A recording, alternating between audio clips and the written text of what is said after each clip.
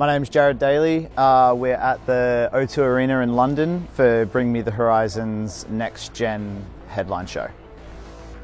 First got into D-Live from using iLive. The band owned an iLive rig on monitors, and I came in to do the monitor position for quite a while. It was a natural progression to just go to the newer console from the same company. It had a similar sonic footprint, so the band liked that. The flyable and the ability to go up and down size was a big factor. And then coming out front, I brought it out with me because the workflow was already there. All my inputs go to groups. My groups then feed an instrumental bus and then a master bus, where the vocals combine. But something I use quite a lot is the Dyne-8, with the flexibility of it being on board and being able to key certain things. So like my bass group, for instance, the low end of the bass group is externally keyed from the kick drum group. So being able to do that with the lowest latency possible, I find is really, really useful. So I always try and do any sort of ducking or any sort of sidechain keying on board, just for the fact that it's so fast and don't have to worry about the latency of waiting for an external plugin. Other things that I'm doing on the desk is I'm utilizing the main left-right bus, which would traditionally be used for a master bus. Because of the way that the scenes work with being able to snapshot pans, I use that as an instrumental bus. The fact that you can do a parallel stream of compression is really useful for me. So on my instrumental bus, I have scenes that move a parallel path in and out. So in certain sections of the show, the automation will push a scene which will engage a parallel compressor on the instrumental bus and also turn my instrumental DCA up by a dB.5. And then I have the ability to change the automation. So say I'm at a festival where I have a limit where I'm pushing right up to my volume limit, but I still want to have an impact in the chorus. I can change the scene to not turn up my DCA by a dB.5 and only engage the parallel compressor. And because it's phase coherent, I don't have to worry about any of that. And it just I feel like the image spreads a little bit, and it sort of gives me like a little bit more impact in the chorus. I have a DX32 underneath here, which is prime cards and AES.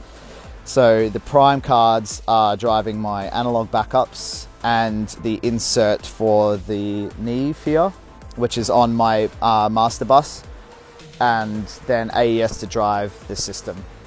And also something that we changed on this cycle moving forward, we wanted to move away from having a split.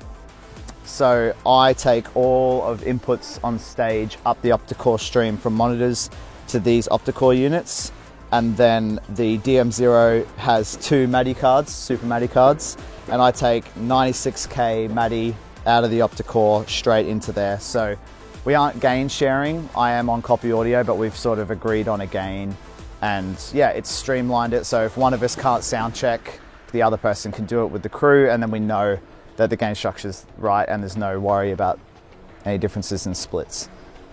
A big part of my show for a while now has been automation. I'm sending LTC from stage into my RME card, and from there Reaper is chasing MTC.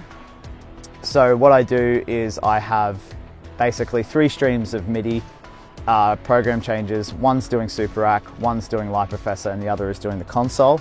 And these program changes are chasing in a timeline throughout every song.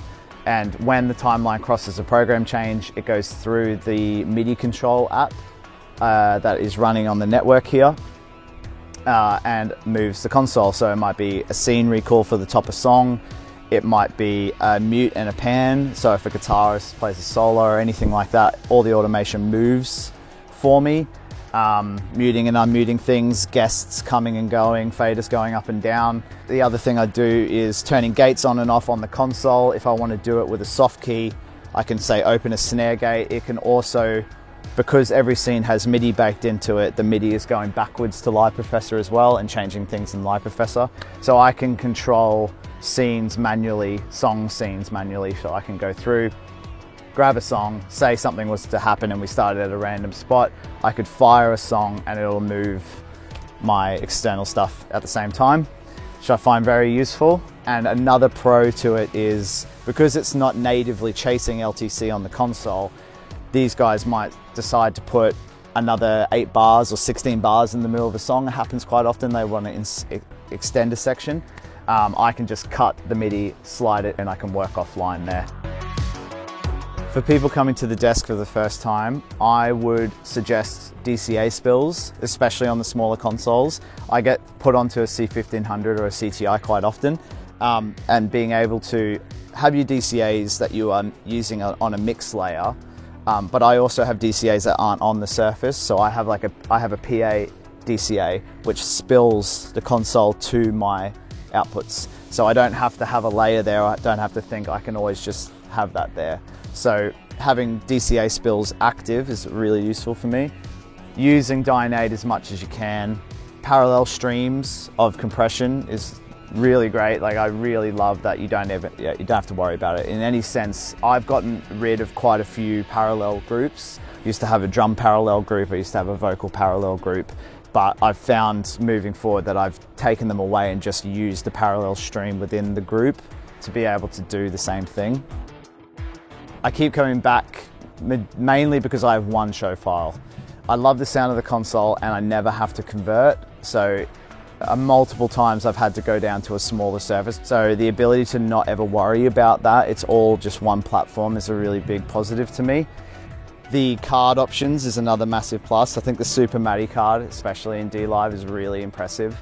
Mainly because we have to think quite often about sample rates.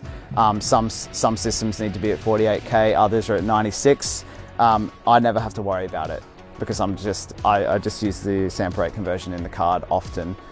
Yeah, and how I can be modular, like I've moved down to a DM0, nothing's changed show file wise, all the processing's still the same. If I had to fly, I could do it if I needed to, but yeah.